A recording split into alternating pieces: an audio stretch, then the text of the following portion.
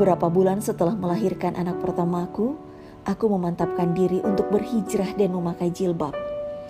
Keinginan yang sudah aku pendam selama ini, akhirnya aku beranikan diri untuk aku wujudkan.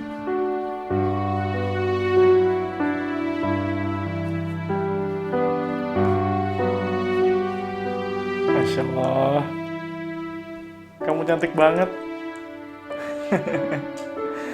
Subhanallah. Ih, kamu lebay deh. Lebay gimana? Itu serius.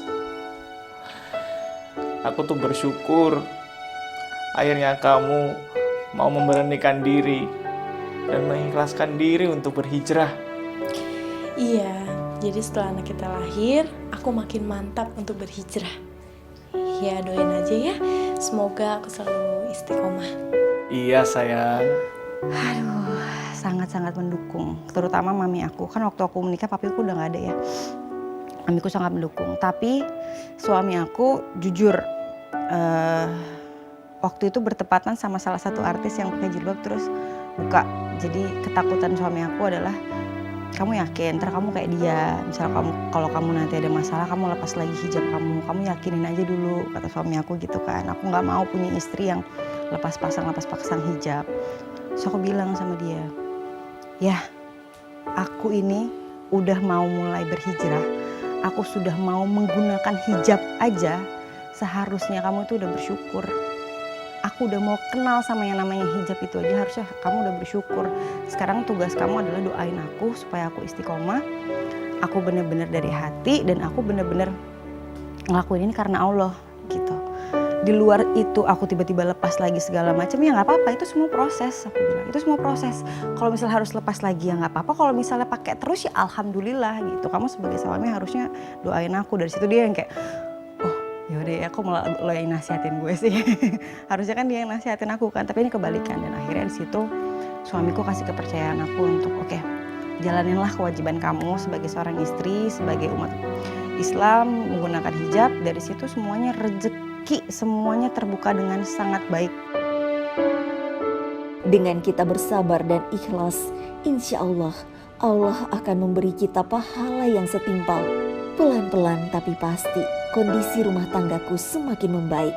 Rezeki itu kebuka semua, dari pintu mana aja Mbak. Dulu aku gak yakin karena aku gak ada kuliah ya, gak ada basic apa-apa. Basic aku ya cuma acting aja. Misalnya kalau aku di dunia acting aku gak dapat kerjaan, ya aku gak tahu mau kerja apa lagi. Aku gak punya titel apapun gitu loh. Jadi kalau misalnya, kalau emang harus berhenti di sini ya udahlah ya Allah, aku pasrah aja gitu. Karena waktu itu aku udah mulai hamil, udah gak bisa syuting, udah gendut, mau gimana syutingnya kan. Terus ya udah, sampai akhirnya rezekinya datang dari suami aku. Ujian dan cobaan memang akan selalu datang dalam kehidupan. Belum tentu dengan berhijrah kita akan dijauhkan dari segala ujian. Justru dengan berhijrah, aku menjadi mampu menghadapi cobaan dengan kepala yang lebih dingin dan hati yang lebih luas. Kayaknya saya kenal deh sama Mas. Mungkin salah orang kali Mbak. Masa sih? Coba Mas tengok ke belakang deh. Jangan-jangan saya kenal lagi. Walah, pantesan. Kok kayaknya saya kenal. Mas ini yang suka muncul di TV kan? Mas ini suaminya Poppy Bunga kan? Iya bener Mbak. Wah, sering ngikutin gosip ya Mbak? Iya dong Mas. Oh ya Mas, ngomong-ngomong Mbak Poppy kemana ya? Kok nggak pernah muncul lagi sih di TV? Alhamdulillah udah mulai agak naik lah, udah mulai punya law firm. Diuji lagi yang dia jadi driver, apa sih itu namanya, sebut online, mobil online. Terus diuji lagi. Aku bilang ya Allah, kenapa ya kalau di Indonesia setiap orang mau ngelakuin hal positif apapun itu kok ujiannya banyak banget, kok nyinyirannya banyak banget gitu. Sedangkan waktu suamiku SMA-nya kan dia di US. Dia itu jadi waiters di salah satu restoran di sana.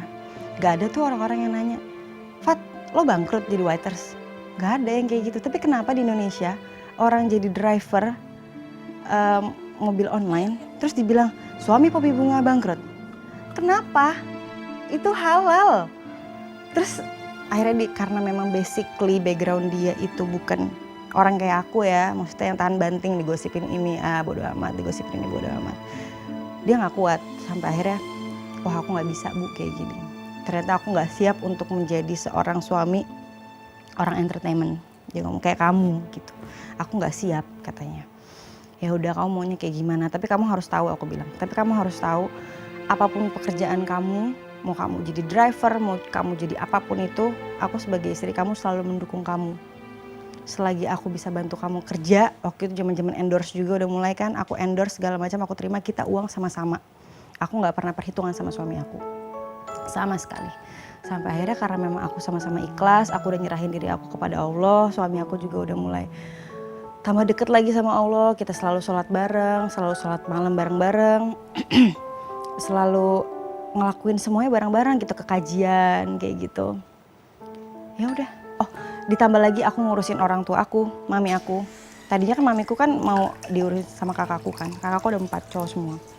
Terus aku bilang, selagi aku masih bisa jalan, selagi aku bisa bernafas, selama itu aku harus ngurusin ibu aku. Selagi ibu aku masih ada. Karena aku yakin dengan aku ngurus orang tua aku yang hanya tinggal 1, itu adalah kunci pahala aku, itu kunci surga aku, dan itu adalah kunci rezeki buat aku.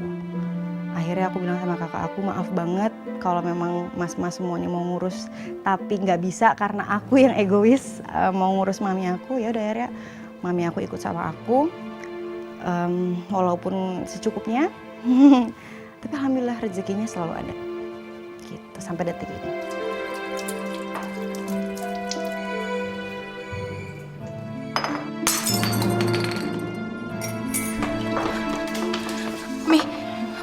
Mami nggak apa-apa kan?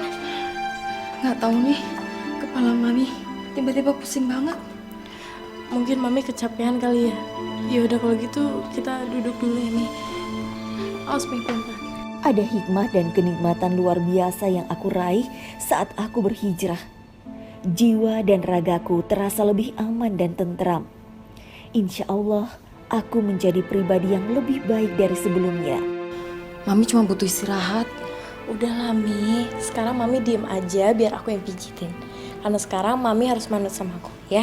Dulu itu aku orangnya emosional banget, yang tadi aku bilang. Ngerasa hebat sendiri, egois, gak pernah mau dengerin kata-kata orang. Setelah aku berhijab, semua orang kaget melihat aku. Kayak tetap pecicilannya mah tetap aku gitu. Tapi kalau untuk menghadapi sebuah masalah, satu masalah gitu ya, aku selalu berpikir panjang gitu. Gak pernah asal jeplak aja. Kalau dulu istilahnya, Pop nih ada masalah ini, gak bisa kayak gitu dong, lalalala. Kalau sekarang aku mikir dulu, oh jalan keluarnya baik kayak gini, kayak gini. Terus lebih penyayang sama keluarga gitu. Sama mami terutama. Karena kalau dulu kan istilahnya karena mami selalu jadi tameng ya, aku suka seenaknya sama mami. Suka yang kayak mami ngomong apa, udahlah mami aja lah yang bilang sama papi. Selalu kayak gitu. Kalau sekarang, ya mami mau apa? Aku beliin ya. Jadi nggak pernah aku ngelakuin kesalahan apapun sama mami aku. Terus nggak pernah bilang enggak sama mami. Misalnya, Pop mami capek nih mau pijit atau apa, ya udah aku pijitin. Nah dulu mana mau aku pijitin mami. Aku udah capek kerja, pulang istirahat lah. Mami capek, bodo amat dulu. Tapi kalau sekarang nggak deh. Mami ngomong capek aja, oke pijit kayak gitu. Jadi lebih wise, lebih bahagia, lebih mau membahagiakan orang di sekeliling aja. A'udzu billahi minasyaitonir rajim. Bismillahirrahmanirrahim. Hijrah bukanlah tujuan akhir.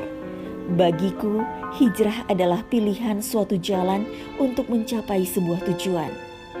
Insya Allah, hijrah adalah jalan terbaik yang akan membawaku pada kebahagiaan kekal bersama keluarga dan orang-orang yang aku sayangi. Amin.